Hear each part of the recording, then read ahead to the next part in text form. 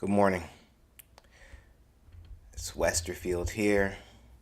We're in the place, A Mind of VALOR. Glad that you all could stumble into this broadcast and we can chat for a couple minutes. I will not be long this morning. I just concluded my weekly Atlas call. Atlas is a group that I've been involved in, I would say, about 2 years now. A collective of men that reaches all across the globe. We have weekly sessions and retreats where we discuss topics of masculinity, fatherhood, community responsibility, leadership, among other experiences and subjects. Today's call, we spoke about really the space between masculinity and responsibility, and that tension between masculinity and responsibility. And during the course of the call, I was just, we were tasked with giving feedback on a couple of questions. So I just wanted to share those questions with you. One of which was, when did it feel like I had put too much weight on the bar? And the leader of the call this morning, Ben, used the metaphor of the bar and the experience of lifting weights. And when you first get on the bench and you put some weight on the bar and you're getting ready to lift and you feel comfortable at a certain point, but when did you realize that you had put too much weight on the bar and that you were in that moment trying to lift more than you physically or your mind thought you were capable of? And then another question was just dealt with the preconception of what does it mean to carry too much weight, or to have in our minds an idea that there's a certain amount that we can't go above. The notes that I reflected on were many. One of the gentlemen on the call made a comment about mentorship and how it's important to have mentors who can really shape our expectations around responsibility and freedom and where they live together and how to best prepare for engaging in those type of life-changing experiences. Have I ever really had that structured mentorship experience outside of my father or my uncles? I can't say.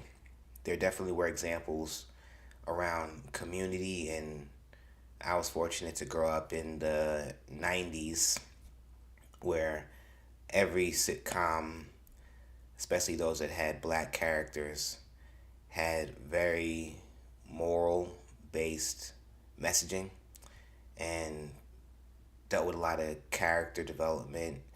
And I can attribute and definitely taking it in as a child and wanting to uh, be the best son for my parents based on their instruction and how it was modeled for me in these different examples through the media. But even beyond that, the the fact that mentorship is important is something that I think we really should consider more often and look to create spaces and pockets in our communities where mentors can thrive when they have the structure to increase their capacity and their aptitude for mentoring, because it is both a skill to be a quality mentor and a necessity for a lot of young men, a lot of young women, because the world's coming at us fast.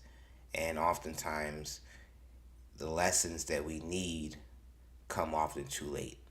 And that's the mentors. They can help you exponentially know what to receive and what to cast away on the journey of growing and seeking excellence. I don't know if it's a poem or just the notes that I reflected on or how I gathered my notes today, but I just wanted to read back what was coming up for me during the conversation. Have I really ever experienced freedom? Freedom is access to what I really want in pursuit of purpose. I am still searching for freedom. I'm surviving. I know survival. I don't know if I've ever known freedom outside of destruction. I've known responsibility and obligation. I've known lust. I've known shame. Sustained freedom is elusive. It's barricaded on all sides by discipline. Investing in a future freedom, planting seeds that I am responsible for engaging the soil of and cultivating freedom in micro doses until I know what it feels like in pursuit of purpose. These are ideas that are real and that are tangible and that reflect how often we are put in responsibility positions of responsibility and carrying weight, but not always knowing or having the structure or instruction to know what that means to carry that much weight, or what it means to carry that type of responsibility. Right? I reference a particular line in here when I say, I don't know if I've known freedom outside of destruction. And what I mean specifically with that line is that freedom to choose how we live our lives and freedom to experience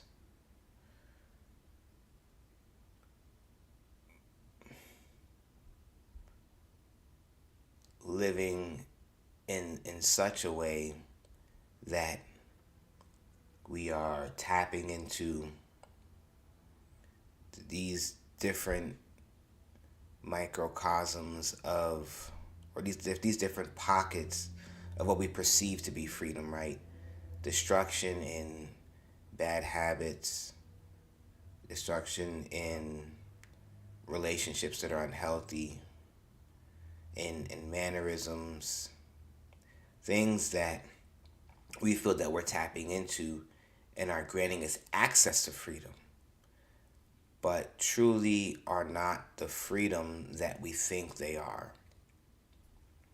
So if I'm able, for example, to go out and smoke and drink and party every day of the week, to some degree, I'm feeling like this is freedom, right? I can go out and do what I want.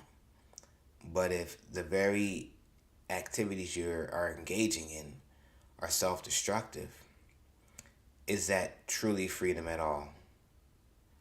If you are causing your own demise by your choices, is it really freedom?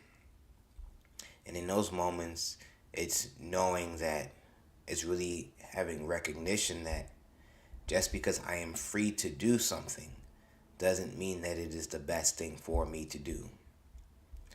And that is discernment, that is wisdom, that is experience, and that is where the power of mentors comes into place.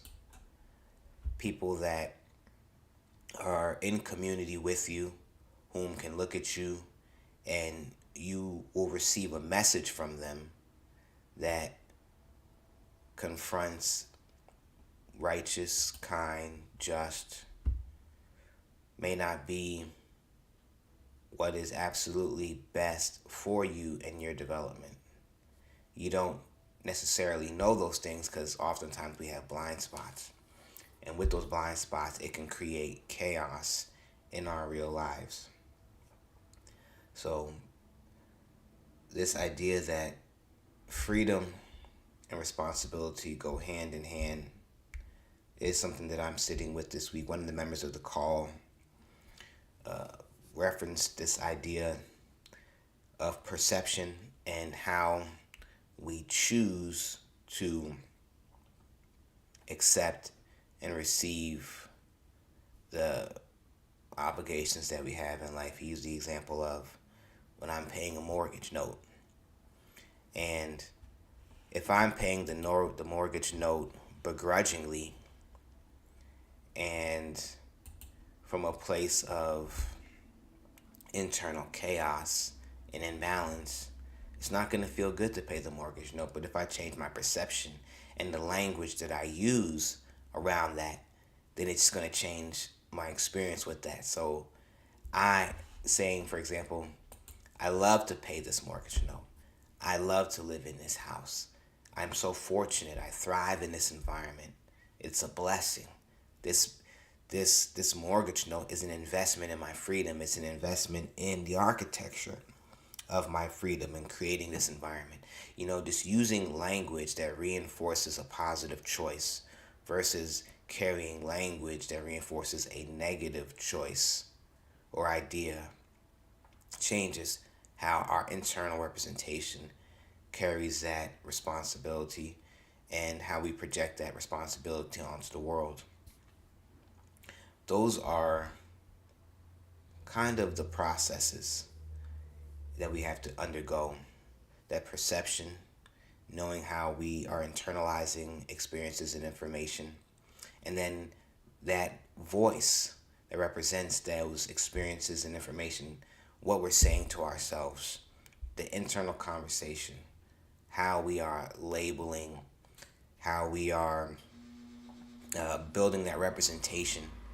It's critical because at the end of the day, our internal representation will eventually become manifest, and it will be what is outside of us. It will be how we end up walking through the world, and being conscious of that and being critical of that is essential to building up the necessary fortitude to walk through this world, because the world itself is going to be chaotic.